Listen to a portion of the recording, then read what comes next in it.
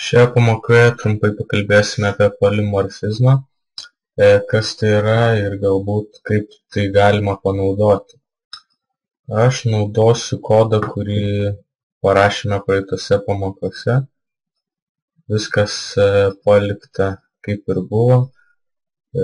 Iš tėvo klasės paveldimi metodai ir abstraktusis metodas profesija yra užklojamas vaikų klasėse. Dabar ką pabandysim, gal tiesiog pradžiai susikuriame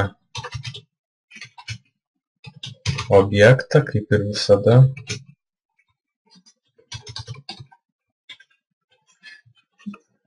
Ir ką norėčiau galbūt akcentuoti, tai kad galbūt niekad nesusimąstyt, kodėl du kartus yra rašoma studentas, Jonas, lyginių studentas ir taip toliau. Taigi šiais dviem žodžiais new ir studentas mes tiesiog nurodome programą, jog sukuriame studento klasės objektą. Studentas Jonas yra tiesiog nuoroda į šitos klasės objektą.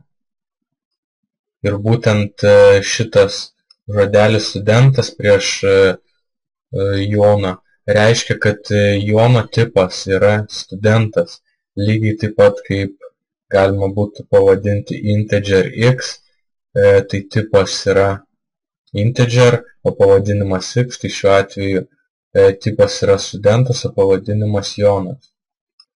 Ir šiam kintamajam, kurio tipas yra studentas, priskiriame studento klasės nuorodą į objektą. Bet kadangi mūsų studento klasė paveldi visus metodus ir kintamuosius iš žmogaus klasės, mes taip pat galime kintamajam Jonui suteikti tipą žmogus ir pamatysime, jog programa nemes visiškai jokios klaidos. Ir tai yra pagrindinė polimorfizmo esmė, kad galima priskirti skirtingų klasių objektus kintamajam, jeigu šio kintamojo tipas yra tėvo klasė toms klasėms, kurių objektus norime priskirti. Ir kad visą tai iliustruoti, tiesiog galime susikurti kaip ir žmogaus masyvą, kurio tipas yra žmogus.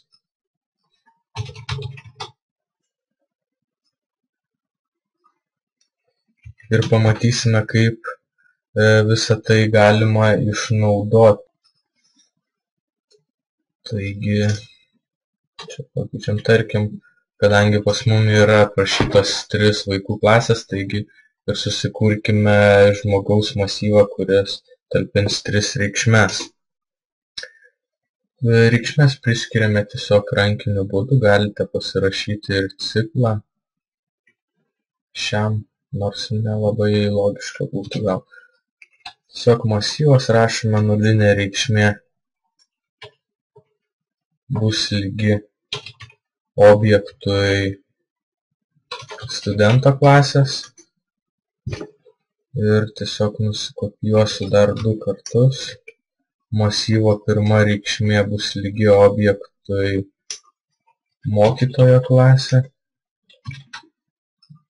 O masyvo antra reikšmė bus lygi objektui pardavėjo klasė. Ir kaip matome, masyvas turinti žmogaus tipą. Žmogus yra tėvas tiek studento klasė, tiek mokytojo klasė, tiek pardavėjo klasė. Todėl šio masyvo nariai gali būti objektai būtent šių vaikų klasių. Galbūt dabar tiesiog parašykime paprastą for ciklą, kuris iškviestų kažkokį tai metodą, kuris yra bendras visoms šioms klasėms.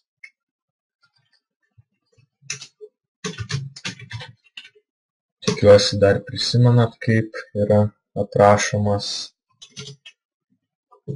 for ciklas. Taigi rašome masyvo pavadinimas įdedame indeksą, kuris kinta kiekvieno ciklo metu ir iškviečiame tiesiog metodą aprašymas, nors ne aprašymas, mums reiktų metodą profesija, kadangi yra skirtinga kiekvienos klasės objektų.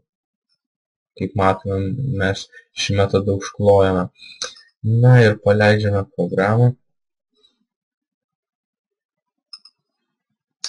Ir matome, kad naudodamėsi masyvų, kurio tipas yra žmogus, tėvas visoms klasėms, masyvo kiekvienam elementui suteikiame vaiko klasės tiesiog objekto nuorodą ir tuomet ciklo metu galime, naudodamasi tą patį masyvą, iškviesti objekto metodą, kuris yra užklotas kiekvienoje vaiko klasėje. Na, tai nėra lengva tema, kadangi net ir sudėtinga iš tikrųjų papasakoti, noris kuo lengviau, tačiau matau, kad nelabai išeina. Tačiau vėlgi paminėsiu svarbiausią dalyką, visą tai yra galima padaryti vien dėl to, kadangi šis tipas, šis kintamojo ar masyvo tipas yra lygiai tas pats kaip ir klasės pavadinimas visoms toms vaikų klasėms yra tėvas. Tai tiek šioje pamokoje.